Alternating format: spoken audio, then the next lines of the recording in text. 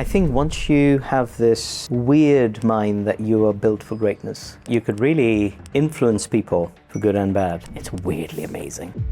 Mike Saraswat spent nearly 2 decades shaping the brands behind some of the world's fastest growing companies. He is now launching his own fintech venture, Stoa, aiming to solve a £600 billion problem. You can put products out, but you can't get people to use them. That was the aha moment for me for Stoa. There's trillions of dollars of surplus cash. There is services and products that we need and use growing exponentially. Stoa sits in the middle. What are some of the challenges that you faced? If it gets too easy for me, I leave. It's a weird obsession for me. Give yourself the permission to go into bigger rooms where you feel uncomfortable walking in. You've done 17 years in marketing space and now you're moving into the fintech space. How did that come about? I went on these incredible missions for very demanding tech leaders, the banking, pharmaceutical, satellites. How did you navigate that landscape? The idea has to be so big that when you say it as a founder, you should be shit scared. When somebody listens to it, they should be shit scared. And it's like, fuck, it ain't gonna work. Mike, it's an absolute pleasure. Thank you so much for joining us. I have so many questions to ask you. I just wanted to first, start from the beginning. A little bit of a different question, but what was the first thing that you tried to build or sell, and did you learn anything specifically from that? I didn't try to sell it, but I tried to build it. I was rubbish at computer science, but always had the vision. At school, I tried to build a database for dangerous people, you would call terrorists. So true fact, I built a database for how to track dangerous people. It was a school project. And my teacher said, well, this is pretty good. And I was like, this is great. Again, I'm no coder, but I always had the idea of a usable product. That was in memory, the most usable product that I built. It's quite interesting, the ideas that you have as a child. You can build so many projects out, you have that vision. Maybe I was playing too much Doom, which was a PC game. And it's maybe an outcome of that. No, right. No, it's really, really cool. And it's really interesting what you can build and the kind of the visions that you have as a child. Growing up, did you always have that business mentality and kind of where you wanted to go? Or? I always got on really, really well with, a few classes above me or the teachers. And I soon realized that the whole game was rigged. And that's true for business world even now. People think it's meritocratic. It's favorocratic, if that's a word. It's even our most logical decisions are massively biased. And everything works on likability. And I realized that very early on at school. I was very good with debates, moots, and all that sort of stuff. I realized that you could really influence people for good and bad. And that almost became a superpower for me. I have always used it for good. But it's a great quality to have if you're trying to run a business, because you could lead teams, you could lead classrooms, you can ideas, and salesmanship plays a big part. And I think in the recent past, especially in the tech world, nobody wants to be called salesperson anymore. It's a bastardized idea. But honestly, you've got to sell for everything, right? You've got to sell to yourself when you wake up in the morning. You've got to sell to your staff. You've got to sell to your prospective clients. You've got to upsell to existing clients, sell to your investors. And the change just keeps going on. And if you're in a regulated business, you've got to sell to regulators, But it's fascinating how much energy that takes from you. I remember as a child, parents were very strict and very kind, but very strict. And if you wanted a treat out of them or wanted to maybe that evening get a takeaway, and there was a lot of maneuvering, and you learn very early on what's possible. But yeah, I would say that's my biggest takeaway. I'm a people person. I'm very, very self-aware. of my limitations, but that also allows me to be very aware of my strengths and just lean into your strengths, and it works.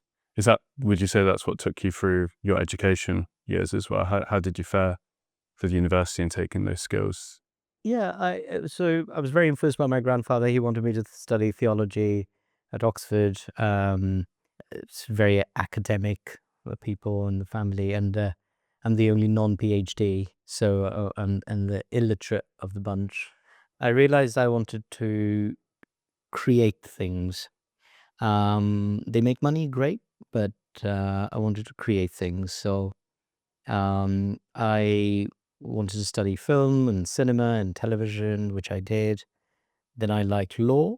I like legalese, playing with words. I'm highly dyslexic, but I love the storytelling of law. And if people haven't gone down the legal TikTok, they should.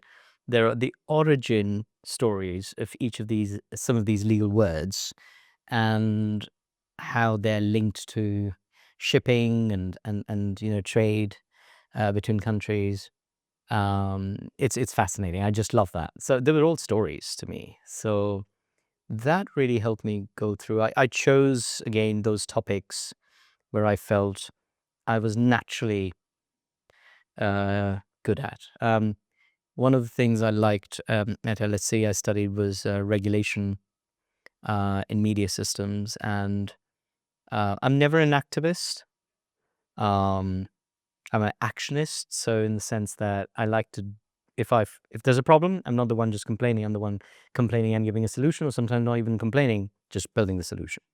And I think in today's world, activism has become the action. People take activism as if that's job done, and that's happening on micro family level, parenting level, organization level, government level, and we're seeing that play out globally. So I realized I wanted to be an actionist and take action. Um, and that has defined most of my education. One of the key memories I had was building a project, a paper that I wanted to put for Google. This is 2004, 2005, for net neutrality.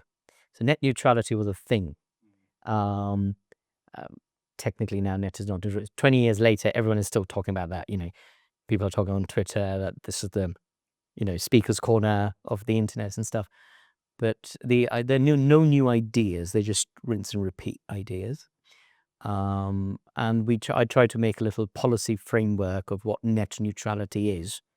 Very simply, if you think of it this way, that when we log into a screen or a website, you're accessing content, but how that content travels, imagine if it's oil traveling on pipes, right? Who owns the pipes and who can turn them on and turn them off?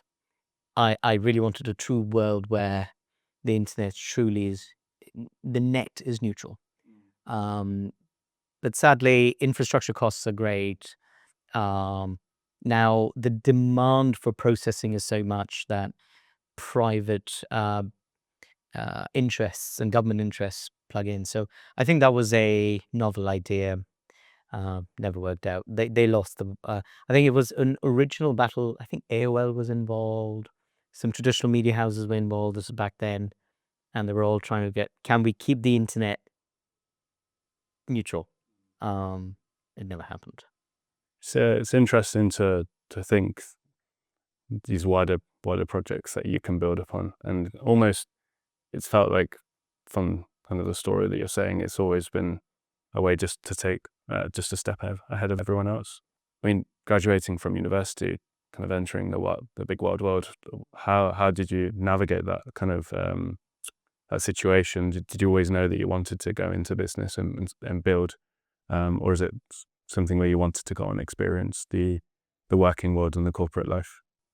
It's a good question. I have a vivid memory of, so you come out of LSE, you sort of go through these 2-year graduate schemes, and I always had this thing in my soul and chip on my shoulder where I think once you have this weird mind that you are built for greatness, And I think everyone is, irrespective of who they are, because our chances of being alive are 1 in hundreds of trillions, right? So if you truly, truly tap into that feeling, you will not waste time with the wrong idea, with the wrong job, with the wrong people, with the wrong place. And after doing the LSC thing, I just realized I didn't want to work for 2 years with anybody. I'd rather just be at home and think.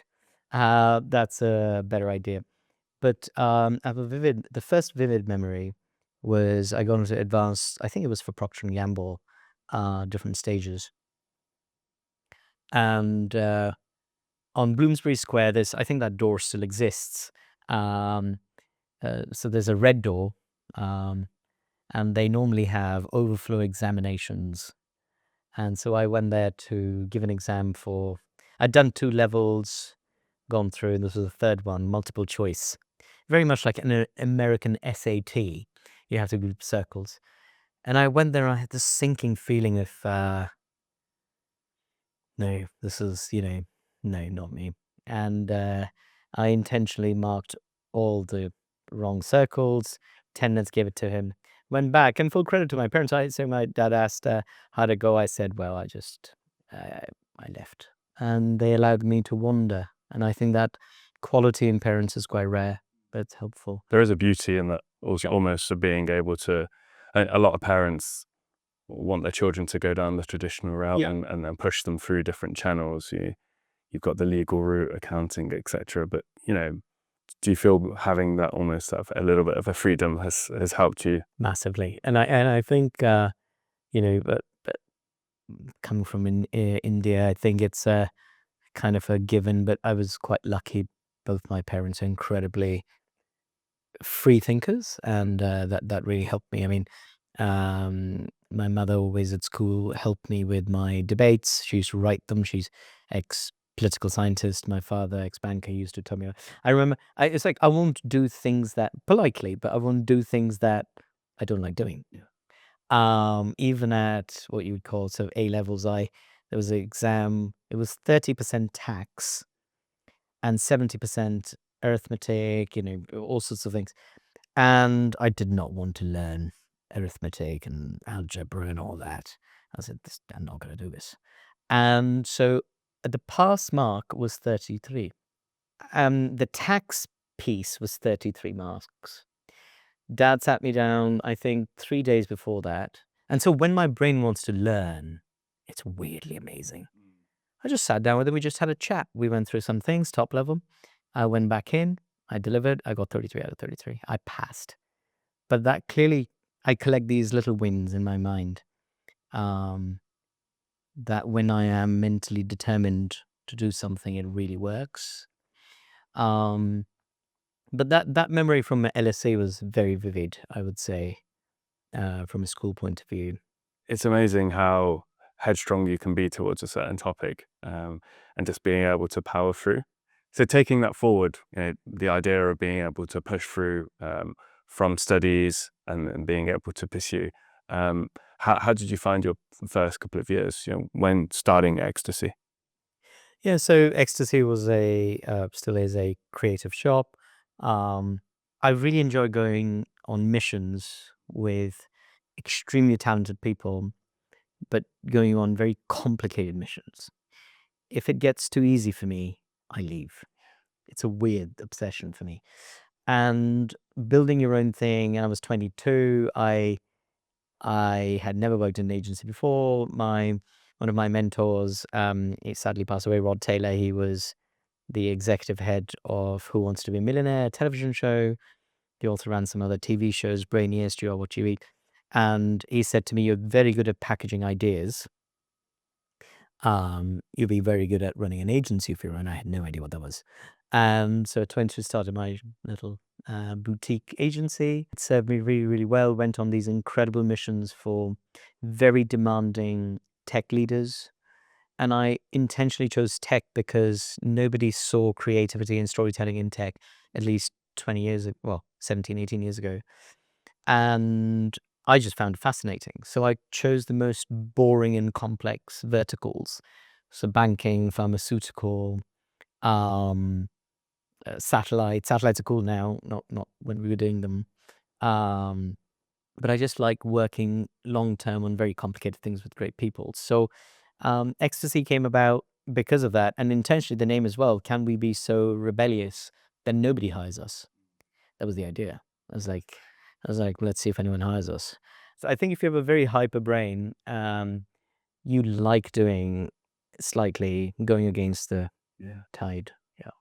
No, that's brilliant. And almost this idea of working with some of the biggest brands globally, in an industry that, again, like you said, in banking, is typically, I would say, not the most progressive. How did you navigate that landscape? How did you build campaigns? Did you have a set formula, or was it something that you had to learn and adapt whilst creating your agency? Somebody quite important at one of these big banks, they once told me that the only reason we hire you is because you don't have bad habits of advertising agencies. And the reason we didn't have bad habits of advertising agencies is because we didn't know what they did. I was so completely clueless. I was like, oh, okay, well, so sometimes that sort of naivete sort of helps you a little bit. Um, but as I said, I have this um, sort of way of being where I just have to work on big things. It has to be epic, otherwise there's no point doing it. And so the closest I could be epic was to work with the biggest companies out there. But winning them, chasing them down is hard, man. It's very hard. Did you have to start on your own on that aspect? Yeah, on your own. I clearly remember walking the trade show floors in Germany at IFA, trade shows, going cold up to marketing people saying, would you hire our services? Without any egos, knowing full well that when the opportunity is given, we will do a far better job. But uh, that constant sort of, who are you? Don't waste my time. This is tying back to my salesmanship point that, you got to know the value of your own worth in many ways. And diamond, when polished, is everyone's buying it. But the diamond truly needs to know that they're a diamond for you to value yourself to begin with. And it was very hectic. I mean, the first 4 or 5 years, you were sort of bumbling along, but when you pick up the client, you're like, oh, headline client, bloody hell. And it's a similar thing in tech world as well. When you're going after investors, you have one headline investor, then everyone else queues up. It's a weird, really weird way of being, but that's why I really like those early adopters who bet on me and my agency for me as a person and saw beyond the creds. And that was very exciting for me, but it's extremely lonely. I mean, working on TikTok wasn't a thing then. So working on integrated campaigns, it was quite interesting. You do television ads for 30, 40, 50K, and then you will reach a peak where you're doing a mill and a half worth of work just on creative, and you're like, oh, this is great. It's the same skill set, the same person, just a different room you enter. And so as a key takeaway, I would say give yourself the permission to go into um, bigger rooms where you feel uncomfortable walking in, and you will be very challenged constantly. But you have to do that, otherwise, nobody's pulling you up. Nobody's pulling you up. No, absolutely. I think the journey for myself, I can see you've got to put yourselves in those situations to really grow. Likewise for us, we have like our not favorite clients, but almost the people that we've enjoyed working with. Did you have any other particular? You've worked with some of the biggest brands. Have you got any favorites come up? I wouldn't name them because then others will get upset. They're all nice. However, there were some categories which I'm very proud of working in without knowing much prior. And then, so didn't know much about fintech 10 years ago. It became a major thing. Um, didn't know anything about satellites, became a major thing. I would say those two are the biggest categories for me. And to a point that I've now built a fintech business, right? So the learnings I got from that being so close to not just marketing people, but product people and compliance people and risk people, and just kind of pull all of that together and experience and build something. That's such an incredible feat. You've done 17 years in kind of the marketing space, and now you're moving into the fintech space. How did that come about? Was it a certain switch, or was there a moment in particular? Or I think maybe there is some intergalactic sort of design of how we need to be, whether it's a creator, whether it's machine software, I don't know. But there's this constant dissatisfaction and curiosity. So I ended up having this when I was 35, so I'm 40 now, so about 5 years ago. And pre-AI, I started doing a lot of stuff in which all accidentally happened to be in machine learning. So I took some of my own money, and I said, I'll do some experiments. Didn't want to build startups, but beyond the advertising space, it's like just some experiments. So some of them were machine learning chef. I love to cook. So what can I do? Can we take recipes, but take that next step? Take a photo of your kitchen or your fridge and gives you recipes. I was trying to build a machine learning chef. Found out for IBM at that time, training a data set was about 10 million then. Now it's a prompt, right? It's like, what can happen in 5 or 6 years? Then I tried to do machine learning recruiter, which I was seeing. So I'm very good at seeing these macro trends. That's helped me in advertising quite a lot. I can see slightly the same thing, but slightly differently. So I was like, oh, I hire a lot of people in the agency world, and there are biases built into that. And I'm time poor. So how am I making these decisions? I'm making them by where they went, how does their name sound? Oh, are they really that experienced? I'm making a lot of these judgment calls, right? And I wanted to take that out and build my own, so that you, as a candidate, speak to a machine, and the machine scores you, and that score comes to us and to the candidate. And maybe there's a better way of recruiting. But there was a bias found.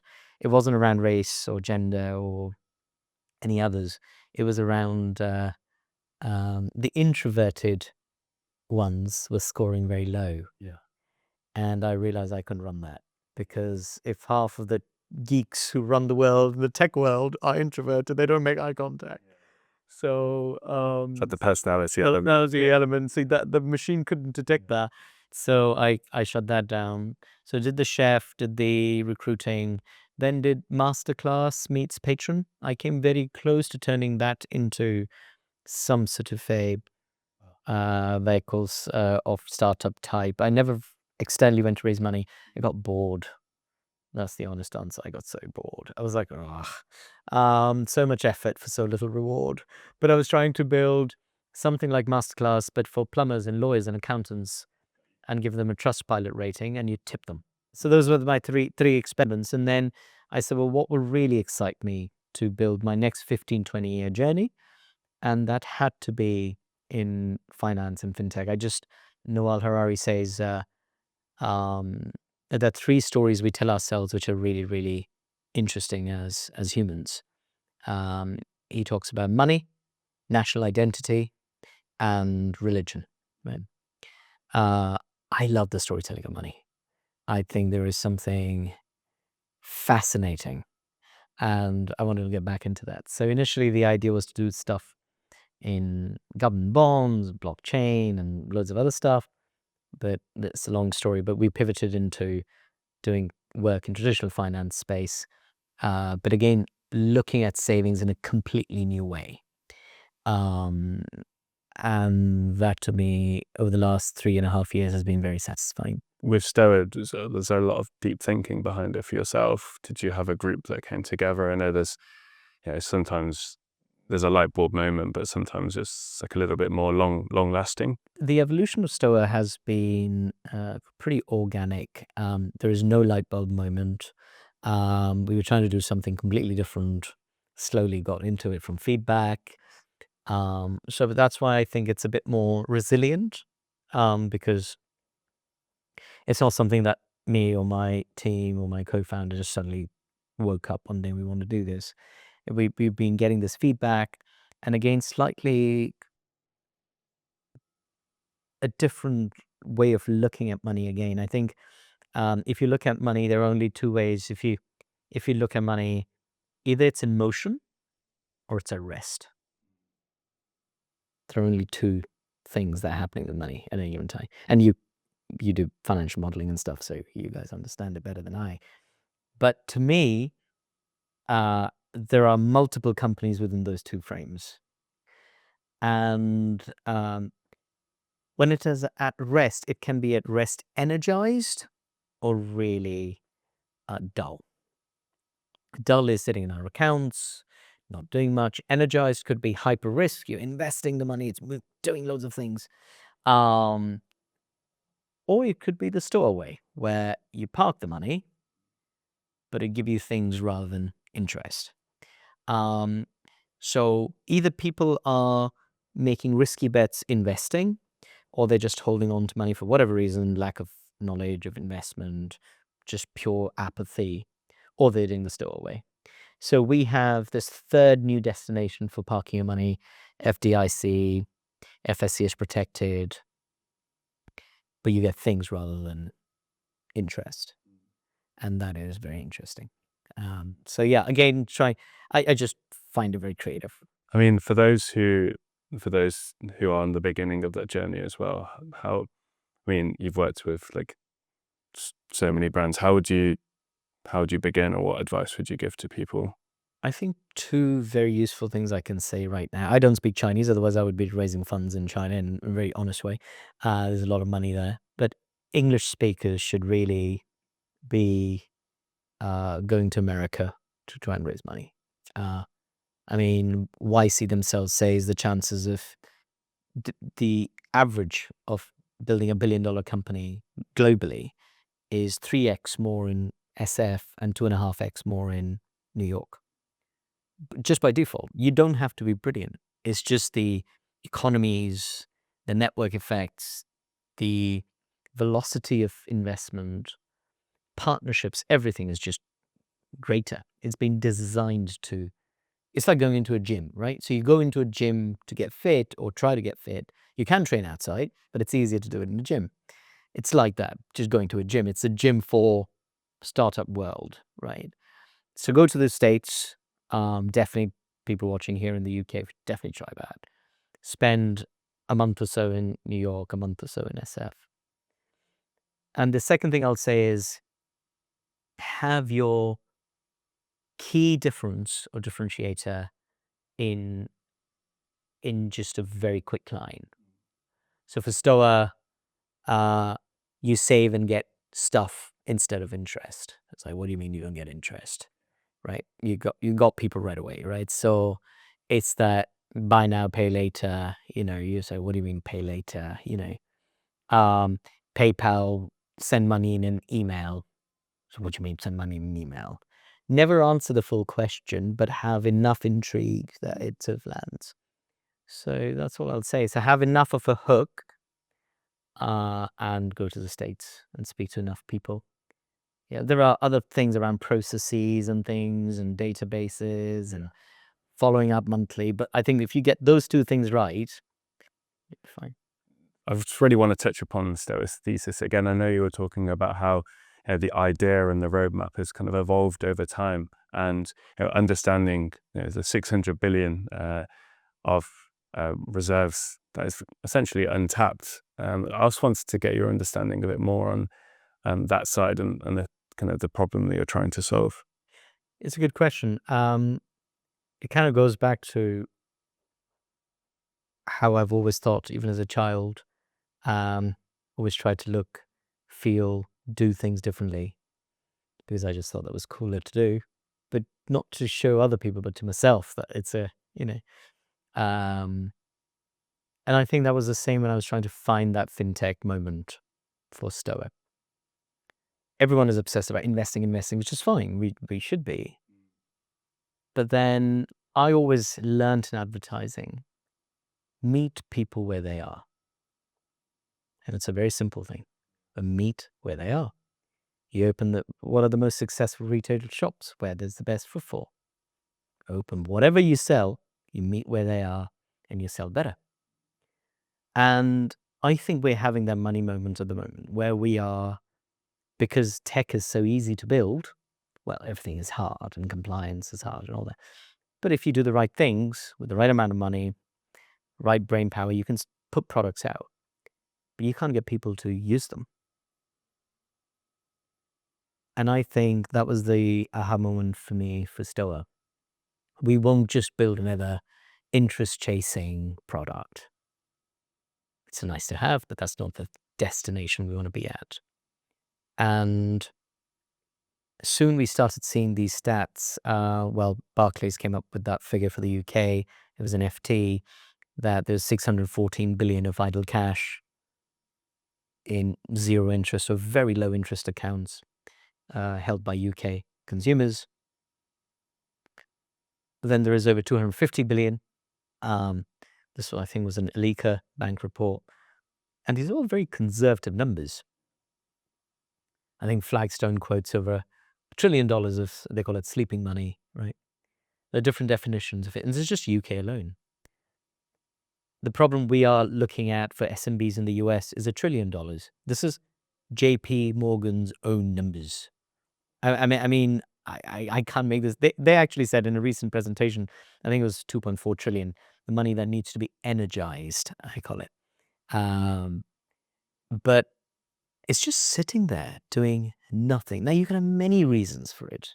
You could say, people are scared of investing, people have apathy, they've been burnt before.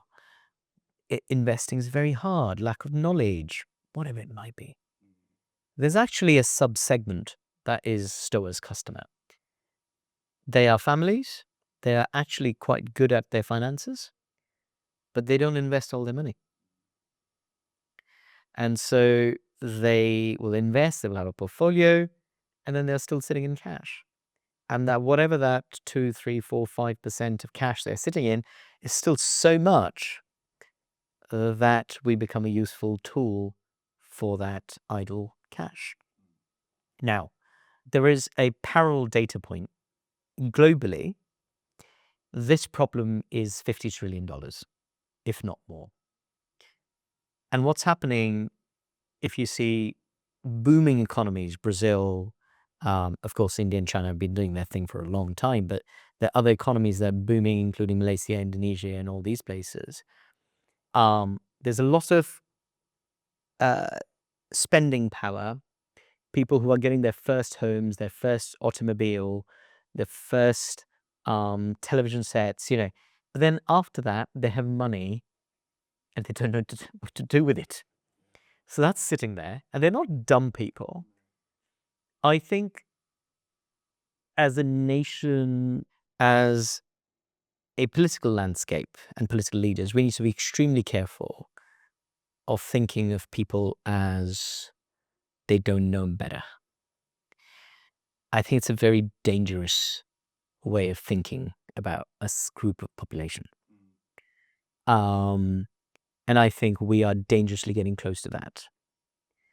And what is happening is people are sitting on a lot of cash, but they're also spending a lot on lifestyle things. So whether that's subscriptions, and everything is turning into subscription these days. Even renting is turning into subscription, right? It's like, but everything is in some shape or form a atomized payout, either monthly or annually, from your insurance to your rental to your car. Very soon, all our cars will be subscription led, if not autonomous, even self-driven. So that is growing at a CAGR of about 60% globally. So if you match, there's trillions of dollars of surplus cash. There is services and products that we need and use growing exponentially. Stoa sits in the middle. So we're just this amazing two-sided place where we're sitting in the middle of banks, merchants, and end user. The end user could be a business or a individual. And that's how we connect the three. And we make a win-win-win situation for all three parties. I tried to think how much money I've probably got in subscriptions that I could just be paying through. Yeah, exactly. Subscriptions, insurance, SaaS products, AI productivity tools. I mean, it's endless. There is a whole subsegment, I think, and discussion point around AI's impact on pricing. I think there was a whole discussion point to be had there, but that's for some other day. I was about to ask, how have you found it yourself with this AI boom in particular, with Stoa as a company, company? I think engineers, of course, become very productive.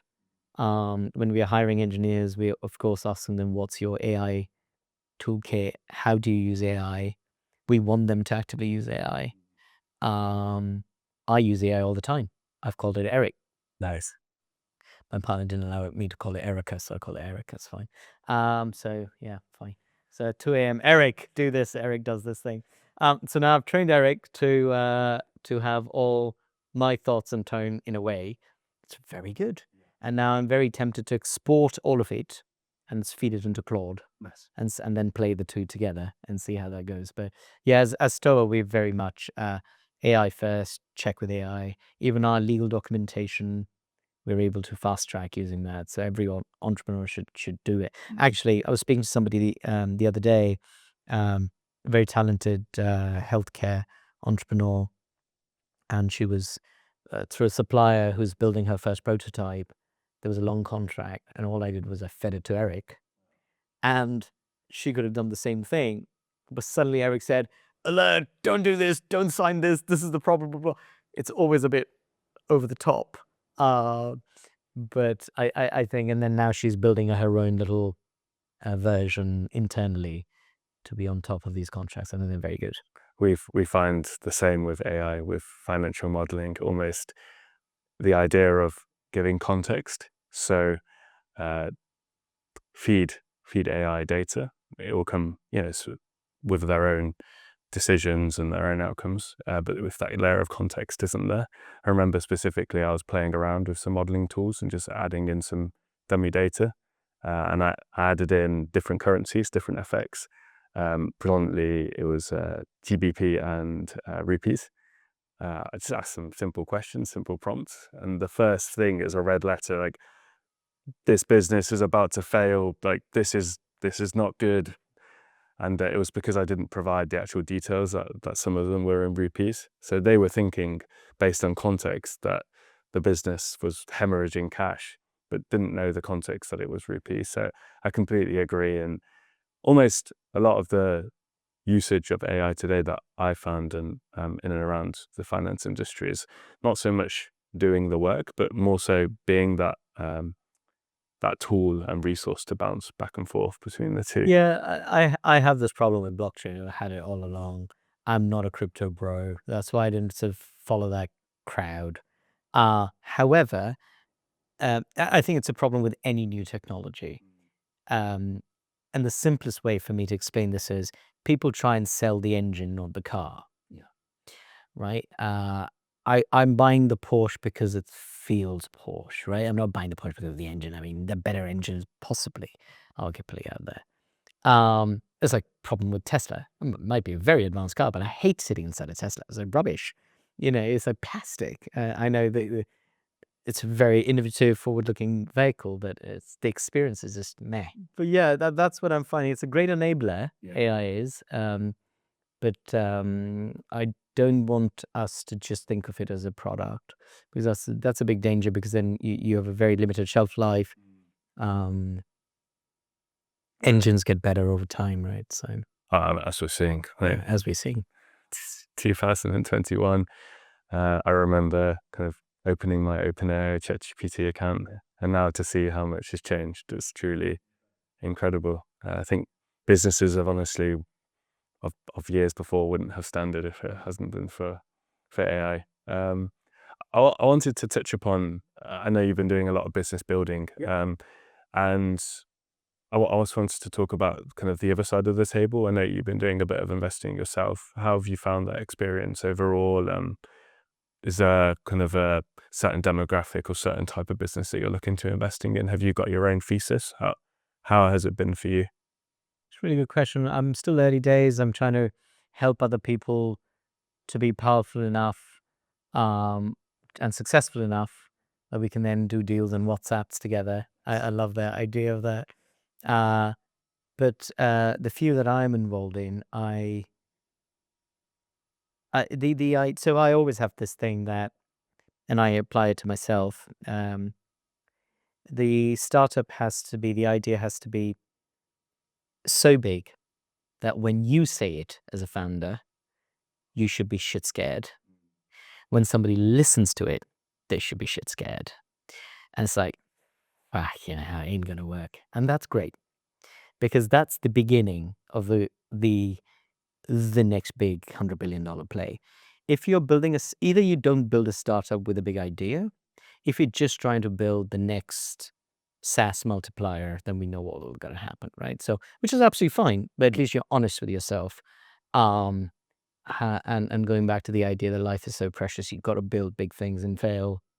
Trying to build them at least, So I like the thesis. If it doesn't scare me, I'm not. yeah, if it doesn't scare you, saying it doesn't scare the person listening to it, there's not big enough. So keeping that thesis in mind, there's a very simple rule that I'm learning, which is, and especially for early stage, bet on the person, and bet on the size of the market. Don't worry about the product.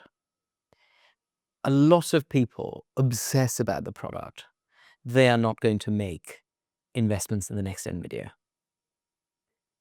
because NVIDIA wasn't NVIDIA when it started, right? The original Facebook wasn't what it is now. So product will eventually change. Shopify was whatever it was, a surfboard company, and now it's an e-commerce play. So I think so, that's right. Toby, I think, started it. So I think bet on the person, bet on the size of the market, and rest is pure gamble at early stage. At the stage you guys get involved with financial modeling, that's a slightly more, you have data points. Yeah. But I like to stay quite early on, because the big wins are very early on. Most likely it'll go nowhere.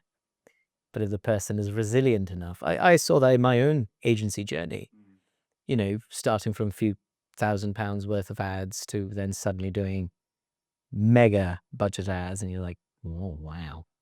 It can happen, right? And it does happen. If the person sticks with it, turns up, shows up every day, works towards the hardest problem every day, it works. Types it works, yeah. I'm really curious. The scalability element, like going from early on and things really, really pushing on. Did you ever feel scared, or did you ever feel a certain type of way? I know people building businesses can bring all sorts of kinds of emotions. And I know you said that entrepreneurship, as we both know, is quite a lonely road sometimes. So how did you manage all of that? Yeah, I'm not well known for taking holidays. I demand a lot out of myself. I demand a lot out of everybody else. If you want a cushy job, work for a government role, I'm always nice. I try to be kind, but demanding. Um, just surrounding yourself by world-class, hardcore people. Yeah. Amazing, man. It's incredible. And then showing them they have something in them that they can then level up. People going from sales roles to heading up creative departments. People, and that's what you find in some of the best companies. I mean, the guy now who runs Fuse Energy used to be at Revolut as one of the early associates, really, straight out of uni. So it doesn't really matter where you come from. It's about where you're going. So scaling becomes easier with people who are willing to take a lot on their plate and build rules out of it. And just the sheer determination to win. Okay, now suddenly this shoot is 200 people on the shoot, don't know how to do it, but let's work it out, So it is painful, but that to me is not the big problem. The problem is lack of ambition, stale ideas, working with mediocre and scared people. Hate that. Yeah. Hate it. And if I am scared, I tell myself to grow up, right? And it's like, yeah, you can't lead a life you can't live in fear. No, it's almost like a life of comfort. It's just you need to be challenge yourself every single day. Yeah. I know, and you built a career doing that, and it shows in everything that has been achieved. So it's really remarkable. We wanted to close things off in a similar way, week on week, and we wanted to just ask for yourself, what are the 3 rules for life that you've given yourself to stick to and abide by? Do cold plunges and saunas. They're very good for you. Learn how to deep breathe. Very helpful. I'll combine it with don't eat after 8 p.m. I struggle with that, but try. And help other people think very big. It automatically helps you think big. So if people around you win, you win. That's brilliant. Yeah, thank you so much. Oh, thank you, mate. Cheers, appreciate it.